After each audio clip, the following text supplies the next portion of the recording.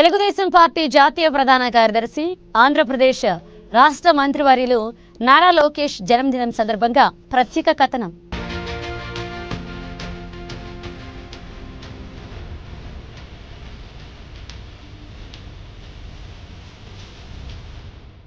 Nara Lokesh AP రాజకీయాలలో ఆయన ఇప్పుడు సెంటర్ ఆఫ్ అట్రాక్షన్, ప్రజలలో తిరుగులేని నాయకుడు.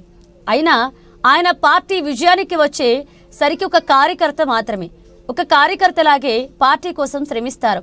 అదేవిధంగా తోటి కార్యకర్తల సంక్షేమం కోసం నిరంతరం పాటుపడతారు. ప్రతిపక్షంలో ఉంటే రోడ్డు మీద, అధికారంలో ఉంటే ప్యాలెస్ గేటు లోపల అన్న రాజకీయం కాదు.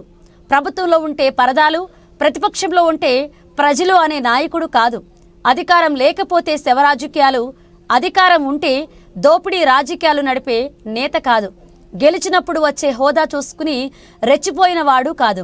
ఓటమి వచ్చినప్పుడు లేని హోదా కోసం పాకులాడే వ్యక్తి కాదు.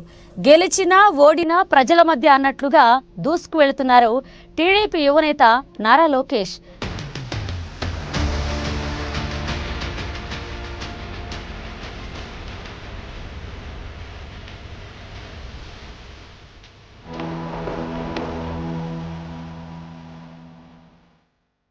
యువనేత నారా లోకేష్ తన రాజకీయ ప్రస్థానంలో తిరుగులేని నాయకుడిగా ఎదిగారు.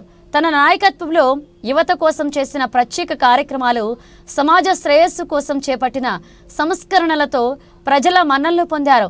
పాదయాత్రలో ప్రజల కష్టాలు స్వయంగా చూసిన లోకేష్ వాటిని విస్మరించకుండా సమస్యల పరిష్కారానికి చర్యలు తీసుకుంటూ ప్రజా సమస్యల పరిష్కారంపై తన చిత్తశుద్ధిని చాటుకుంటున్నారు. అధికారంలోకి వచ్చిన తరువాత కూడా ప్రజా దర్బారు నిర్వహించి ప్రజల నుంచి వినతులు తీసుకుంటూ ప్రజల కన్నీళ్లు తుడుస్తున్నారు. విదేశాల్లో చిక్కుకుని ఇబ్బందులు పడుతున్న తెలుగు వారికి అపన్న హస్తం అందించి కాపాడుతున్నారు. పిలిస్తే పలికే ప్రజానాయకుడిగా లోకేష్ అనతి కాలంలోనే పేరు తెచ్చుకున్నారు. లోకేష్ సారథ్యంలో సభ్యత్వ నమోదులో పార్టీ చరిత్ర తిరగరాసింది. ఏ ప్రాంతీయ పార్టీకి లేనంత మంది కార్యకర్తలు టీడీపీకే ఉన్నారంటే అది లోకేష్ కృషి వల్లనే. పార్టీ పట్ల ప్రజల ఆకర్షితులై సభ్యత్వం తీసుకోవడంలో కీలక పాత్ర పోషిస్తూ పార్టీ శ్రేణులను కుటుంబ సభ్యులా చూసుకుంటూ అండగా ఉంటున్నారు. ఐటీ మంత్రిగా రాష్ట్రానికి 3 లక్షల కోట్ల పైనే పెట్టుబడులు సాధించారు. విద్యా వ్యవస్థలో మార్పులకు శ్రీకారం చుట్టి ప్రక్షాళన చేస్తున్నారు. నారా లోకేష్ కేవలం ముఖ్యమంత్రి తనయుడు హోదాలో కాకుండా తాను ఓ మంత్రిగా వ్యవహరిస్తూ పరిశ్రమిస్తున్నారు. ఓవైపు మంగళగిరి ఎమ్మెల్యే హోదాలో ప్రజా దర్బార్ నిర్వహిస్తున్న లోకేష్ మరోవైపు మంత్రిగా తన శాఖపై నిరంతర సమీక్షలు నిర్వహిస్తున్నారు. ఎమ్మెల్యేగా మంగళగిరిలో మకాం పెట్టారు. మంత్రిగా రాష్ట్రానికి పెట్టుబడులు తెస్తున్నారు. హడావుడి లేదు, మీడియాలో ఎక్స్పోజర్ కోరుకోవడమూ లేదు. ప్రెస్ మీట్లు పెట్టి అటెన్షన్ గ్రాఫ్స్ చేయాలనుకోవట్లేదు.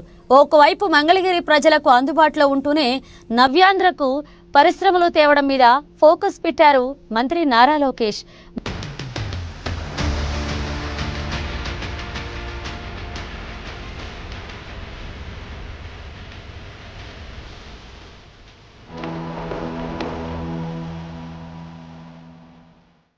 మొన్నటి ఎన్నికల్లో పార్టీ విజయంలో కీ రోల్ ప్లే చేసిన లోకేష్ తన కనుసన్నల్లోనే వ్యవహారాలను నడిపిస్తారని అనుకున్నారు. కానీ తన నియోజకవర్గం, తన మంత్రిత్వ శాఖ తప్ప ఎవరి జోలికి వెళ్లడం లేదు. మిగతా మంత్రుల శాఖల్లో ఇన్వాల్వ్ కూడా కావడం లేదు. నిత్యం ప్రజలకు అందుబాటులో ఉంటూ పనులు చక్కబెడుతూ మిగతా కేబినెట్ సహచరులకు ఆదర్శంగా నిలుస్తున్నారు. అంతేకాదు డిప్యూటీ సీఎం పవన్ కళ్యాణ్తో చాలా సఖ్యతతో ఉంటున్నారు. సేనానితో గ్యాప్ రాకుండా చాలా కేర్ తీసుకుంటున్నారు. పవన్ సూచించినట్లు మధ్యాహ్న భోజన క్యాంటీన్లకు డొక్కా సీతమ్మ పేరు పెట్టారు. ప్రజల అవసరం చిన్నదా పెద్దదా అనే లెక్క కాదు. ఆపద వచ్చిన వారికి అండగా ఉంటున్నారు. ఉపాధి కల్పించే ప్రయత్నం చేస్తున్నారు. ఏ చిన్న సమస్య వచ్చినా ప్రజలు తన గడప తొక్కేటట్లుగా ప్రజా దర్బార్తో పబ్లిక్తో టచ్లో ఉంటూ వస్తున్నారు. జాబ్ మేళా నిర్వహించి ఉద్యోగ కల్పనతో పాటు ఫ్రీ వాటర్ అందిస్తూ అడిగిందే ఆలస్యం అన్నట్లుగా మంగళగిరి ప్రజలకు ఏది కావాలంటే అది చేసి పెడుతున్నారు. పిఏలు తన అనుచరులతో పనులు చక్కబెట్టడం కాకుండా తానే డైరెక్టుగా పబ్లిక్తో మాట్లాడుతూ సమస్యలు సాల్వ్ చేస్తున్నారు. దీంతో మంగళగిరి నియోజకవర్గాన్ని తన కంచుకోటగా మార్చుకునే ప్లాన్ చేస్తున్నారు లోకేష్. చరిత్రలో రెండు సార్లు మంగళగిరిలో టీడీపీ గెలిచింది. 2019లో లోకేష్ పోటీ చేసి ఓడిపోయినప్పుడు చాలా విమర్శలు పాలయ్యారు.